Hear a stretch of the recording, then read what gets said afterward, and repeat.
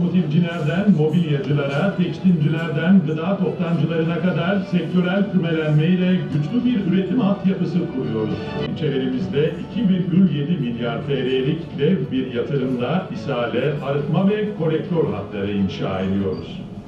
Büyükşehir Belediye'miz içerisinde toplam 6400 metrekarelik alana inşa ettiğimiz ve 7 gün 24 saat açık olacak olan kütüphanemizi önümüzdeki günlerde hizmete alacağız.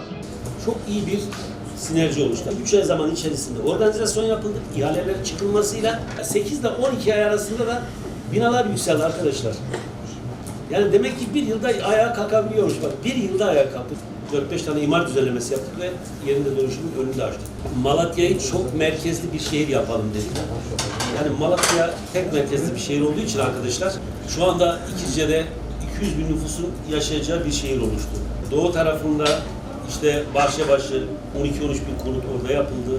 Malatya'nın hakikaten daha yaşanılabilir, daha düzenli bir şehir olması için çalışıyoruz. Konutlarımız, Allah'ın izniyle iş yerlerimiz bitiyor. İlk geldiğimiz günden beri dedik ki ya biz en son insanımız konutuna, en son iş yerine ulaşacaklar, bize durmak yorulmak yasak. Hakikaten de bunlar bir şekilde çalışıyoruz. Altyapı 20 milyarını TOKİ'ye yaptırıyoruz. 15 milyarını da maske marifetiyle yürüyen gençlerimiz ve çocuklarımızı çok önemsiyoruz. Biz bu amaçla Spor Bakanlığı'nda 2025 yılında 2,5 milyar liralık bir kaynak aldık arkadaşlar. Ve Malatya'da 5-6 tane devasa yarı olimpik havuzlarıyla bilmem nelerle spor kompleksleri yükseliyor. Ve 40 civarında da Malatya'nın her bir köşesine kapalı halı sahalar, kapalı voleybol, basketbol sahaları yapıyoruz.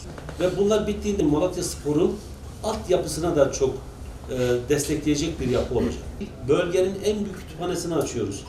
Akustiğiyle, ısıtması, havalandırması ve burası 7/24 çalışacak. Burası 815 kişilik. Şimdi 2 tane kitap kafe açıyorum arkadaşlar. Kent Müzesi. Biz orayı yaşanabilir hale getiriyoruz. Yani bir nevi müze kafe, kitap kafe gibi bir şey. Buğday Müzesi'nin yeri arkadaşlar. Şimdi orada bir kitap kafe, orayı gençlik adası yapıyoruz komple. Gençlerimizin, çocuklarımızın gelecekleri ve bu spor ve kütüphaneler inşallah Malatya'nın geleceği olacak. Yani